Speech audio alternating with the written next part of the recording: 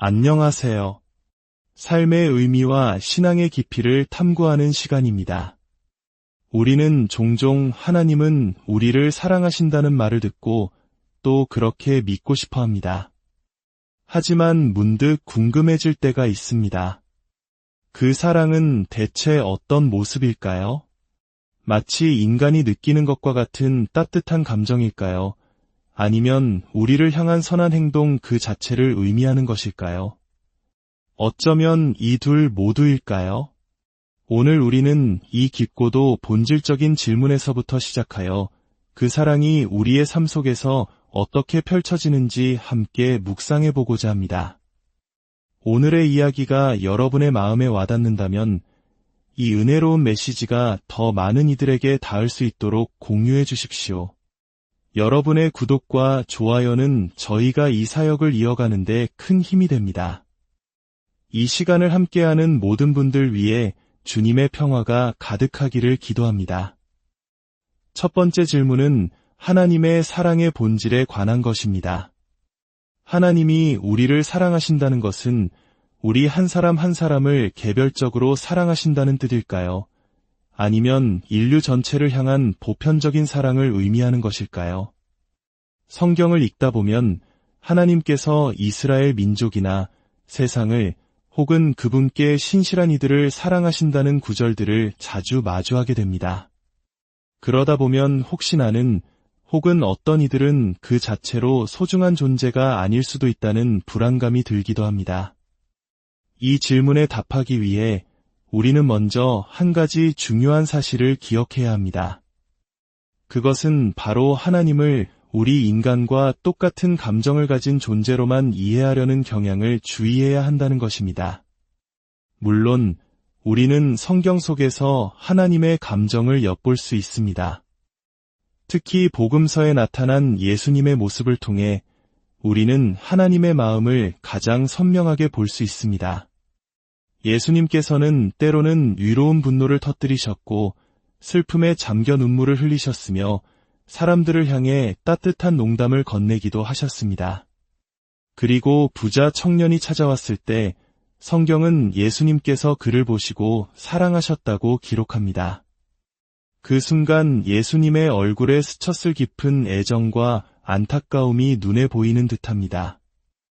이처럼 예수님은 이스라엘의 하나님이 어떠한 분이신지를 우리에게 몸소 보여주셨습니다. 하지만 동시에 우리는 기억해야 합니다. 하나님의 사랑은 인간의 감정처럼 변덕스럽거나 조건적이지 않다는 것을 말입니다. 이 지점에서 자녀를 둔 부모의 사랑을 떠올려 보면 도움이 될 수 있습니다. 저에게도 자녀와 손주들이 있습니다. 저는 제 가족 전체를 하나의 공동체로서 사랑합니다. 가족 사진을 볼 때면 마음이 따뜻해지죠. 하지만 동시에 저는 각 아이를 개별적이고 독특한 존재로서 사랑합니다. 아이들마다 성격도 다르고 각자가 가진 특별함도 모두 다릅니다. 한 아이에게 느끼는 특별함은 다른 아이에게 느끼는 그것과는 또 다른 결을 가지고 있습니다. 저의 사랑은 그 아이가 그 아이 자체로 존재함에 대한 깊은 감사함의 표현입니다. 만약 제 아이들이 어리석거나 잘못된 행동을 한다고 상상해 봅시다. 그런 일이 없기를 바라지만 이론적으로 그렇다고 가정해 보죠.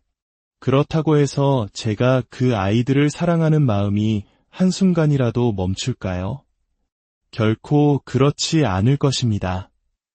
오히려 그 사랑은 깊은 슬픔과 안타까움으로 표현될 것입니다. 슬픔은 사랑의 또 다른 모습입니다. 우리가 사랑하는 사람이 세상을 떠났을 때 비통해하는 이유는 그 슬픔이야말로 죽음이라는 끔찍한 현실 앞에서 사랑이 취하는 형태이기 때문입니다. 죄를 포함하여 죽음을 향해 가는 모든 것들 앞에서 하나님의 마음 역시 슬픔으로 가득 찹니다. 창세기에서 하나님은 인간의 죄악이 세상에 가득함을 보시고 마음 아파하시며 근심하셨다고 기록되어 있습니다. 이것이 그들을 향한 사랑을 멈추셨다는 의미일까요? 아닙니다. 오히려 너무나 사랑하셨기 때문에 그토록 마음 아파하신 것입니다. 하나님은 본래 우리 인간을 그분의 형상대로 지으셨습니다.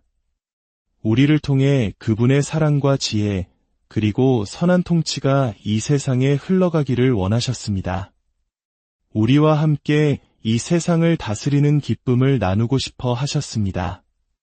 그러나 인간이 아니여 우리는 우리 방식대로 살겠습니다. 라고 말하며 그 목적을 거스를 때 하나님의 사랑은 슬픔으로 변합니다. 하지만 그 슬픔은 결코 끝이 아닙니다. 어떻게든 우리를 다시 그 사랑 안으로 이끌어 새로운 관계를 맺기 위한 열망으로 이어집니다. 여기서 우리가 기억해야 할 또 하나의 놀라운 사실이 있습니다. 신이 인간을 사랑한다는 개념은 기독교 신앙이 탄생했던 고대 세계에서는 매우 낯설고 혁명적인 사상이었습니다. 고대 그리스나 로마, 이집트의 신들은 인간을 사랑하지 않았습니다. 그들은 인간을 자신들의 목적을 위한 도구로 사용하거나 변덕스러운 감정으로 장난을 쳤을 뿐입니다. 신약 성경의 기자들이 로마 제국 곳곳을 다니며 세상을 이처럼 사랑하사 우리 각 사람을 위해 자기 자신을 내어주신 하나님에 대해 전합니다. 라고 외쳤을 때 사람들은 엄청난 충격을 받았습니다. 로마의 장군이나 그리스의 철학자들은 아마 이렇게 반문했을 겁니다. 신이 우리를 사랑한다고? 그게 도대체 무슨 소리인가? 이것이 바로 신약 성경이 전하는 핵심 메시지입니다. 하나님은 인류 전체를 사랑하시며 동시에 부모가 각기 다른 자녀를 고유하게 사랑하듯 우리 한 사람 한 사람을 특별하게 사랑하십니다. 갈라디아서 2장 20절에서 사도 바울은 이렇게 고백합니다. 나를 사랑하사 나를 위하여 자기 자신을 버리신 하나님의 아들을 믿는 믿음 안에서 사는 것이라. 이 고백은 단순히 바울 자신에게만 해당되는 것이 아닙니다. 베드로도 요한도 그리고 오늘을 살아가는 우리 각 사람도 동일하게 고백할 수 있는 진리입니다. 이 사랑은 우리의 정체성을 규정합니다.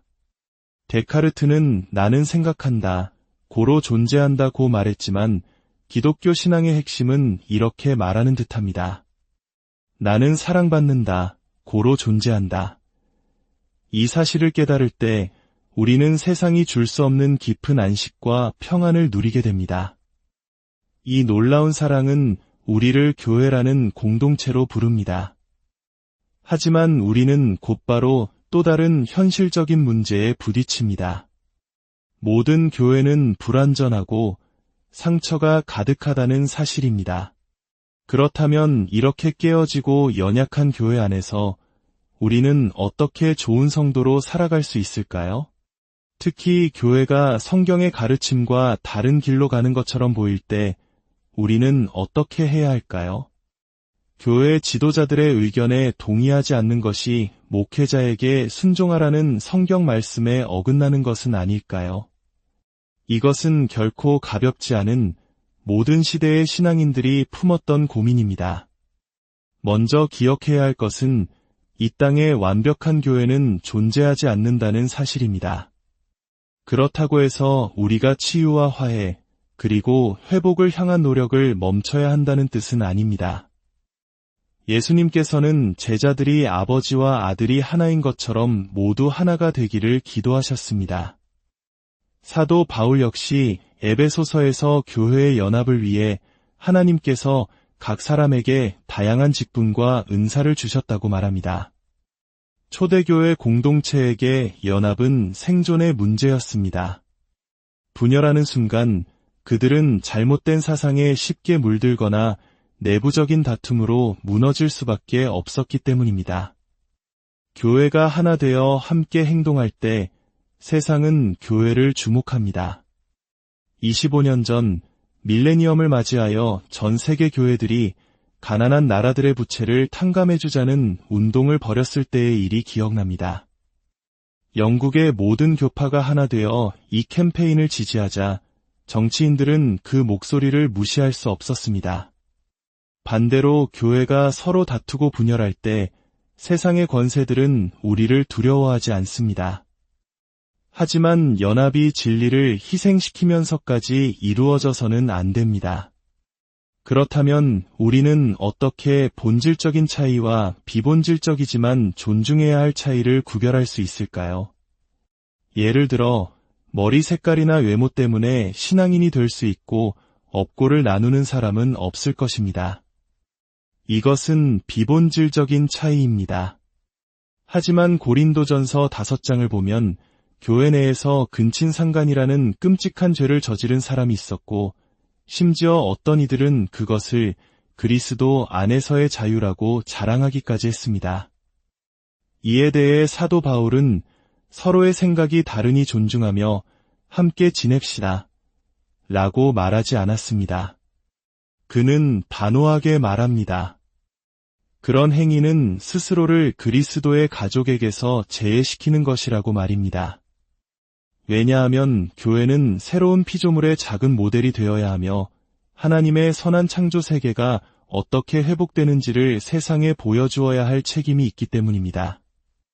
이처럼 성경은 우리에게 어떤 것은 타협할 수 없는 진리의 문제이며 어떤 것은 서로의 양심을 존중하며 함께 가야 할 문제인지를 가르쳐줍니다. 로마서 14장과 15장은 이 문제에 대한 깊은 지혜를 줍니다. 당시 로마 교회에는 어떤 음식을 먹는 문제로 서로를 비판하는 공동체들이 있었습니다. 바울은 말합니다. 먹고 마시는 문제로 하나님의 교회를 나누지 마십시오. 서로를 존중하고 환영하십시오. 오늘날 우리에게도 이러한 지혜가 절실히 필요합니다. 우리 앞에 놓인 문제가 교회의 근간을 흔드는 본질적인 문제인지 아니면 사랑으로 품고 가야 할 비본질적인 차이인지를 분별하기 위해 우리는 끊임없이 기도하며 말씀을 붙들어야 합니다. 일반적인 원칙은 가능하다면 공동체 안에 머물며 내부로부터의 개혁과 건강한 변화를 위해 노력하는 것입니다. 연합은 소중하기 때문입니다. 그러나 그 과정에서 자신의 신앙 양심이 성경의 가르침과 정면으로 배치되는 상황에 직면한다면 깊은 슬픔과 기도 속에서 다른 길을 모색해야 할 때도 있을 것입니다. 그렇다면 우리는 위대하고 사랑이 많으신 하나님께 개인적으로 어떻게 더 가까이 나아갈 수 있을까요? 야고보서의 말씀처럼 우리가 하나님께 가까이 나아가면 그분께서도 우리에게 가까이 오실 것입니다. 하나님께 나아가는 가장 보편적이고 전통적인 길은 은혜의 수단들이라고 불려왔습니다. 첫째는 매일의 말씀 묵상과 기도입니다. 성경을 통해 하나님의 음성을 듣고 기도를 통해 우리의 마음을 아뢰는 것입니다. 둘째는 성찬에 참여하는 것입니다. 떡을 떼고 포도주를 나누며 우리를 위해 찢기시고 흘리신 예수 그리스도의 사랑을 기념하고 그 희생에 동참하는 것입니다. 셋째는 성경, 특히 마태복음 25장을 통해 배울 수 있는 가난하고 소외된 이웃을 섬기는 것입니다. 많은 사람들이 기도실에서 느끼기 어려웠던 하나님의 임재를 도움이 필요한 이들의 얼굴 속에서 그들을 섬기는 손길 속에서 생생하게 체험하곤 합니다. 예수님께서는 가장 작은 자 한 사람에게 한 것이 곧 내게 한 것이라고 말씀하셨습니다. 이와 더불어 우리는 각자 다른 방식으로 하나님을 만납니다. 예수님께서는 우리가 마음과 뜻과 힘과 목숨을 다하여 하나님을 사랑해야 한다고 가르치셨습니다. 어떤 사람은 지적인 탐구를 통해 신학 서적을 읽고 하나님의 위대하심을 생각하며 그분을 경배하는 데서 깊은 기쁨을 느낍니다. 또 다른 사람은 아름다운 자연 속을 거닐거나 바흐의 음악을 들으며 하나님의 창조 솜씨에 감탄하며 그분께 가까이 나아갑니다. 또 어떤 사람은 헬라어 원어 성경을 읽으며 말씀의 깊이를 파고드는 것에서 또 다른 사람은 땀 흘려 이웃을 섬기는 봉사활동 속에서 하나님의 심장을 느낍니다. 중요한 것은 이 모든 것들이 균형을 이루는 것입니다. 혹시 지금 하나님이 멀게만 느껴진다면 어쩌면 나에게 익숙한 방식이 아닌 다른 길을 시도해 볼 필요가 있을지도 모릅니다. 때로는 우리 마음속 깊은 곳에 자리한 분노나 용서하지 못한 원망이 하나님께 나아가는 길을 가로막는 단단한 문이 되기도 합니다. 이런 경우에는 신뢰할 수 있는 목회자나 신앙의 동반자와 함께 기도하며 마음의 짐을 내려놓는 과정이 필요할 수 있습니다. 신앙의 여정은 때로 결혼과 같은 인생의 중대한 결정을 통해 구체적인 시험대에 오르기도 합니다. 만약 2명의 크리스천이 결혼을 결심했는데 양가 부모님 모두가 그 결혼을 반대한다면 어떻게 해야 할까요? 이것은 참으로 어렵고 힘든 문제입니다. 성경은 분명 사람이 부모를 떠나 그의 아내와 합하여 둘이 한 몸을 이룰지니라고 말합니다. 하지만 동시에 내 부모를 공경하라는 계명 또한 우리에게 주어졌습니다. 결혼은 단순히 두 사람만의 결합이 아니라 두 가문의 역사와 문화, 그리고 수많은 기억들이 함께 만나는 과정입니다. 만약 부모님의 축복 없이 결혼을 강행한다면 훗날 어려운 순간이 닥쳤을 때, 그때 우리 부모님이 당신과 결혼하지 말라고 했는데 이제야 그 이유를 알겠어 라는 씻을 수 없는 상처의 말이 오갈 위험이 있습니다. 따라서 이러한 상황에서는 무엇보다 지혜로운 목회적 돌봄과 깊은 대화가 필요합니다.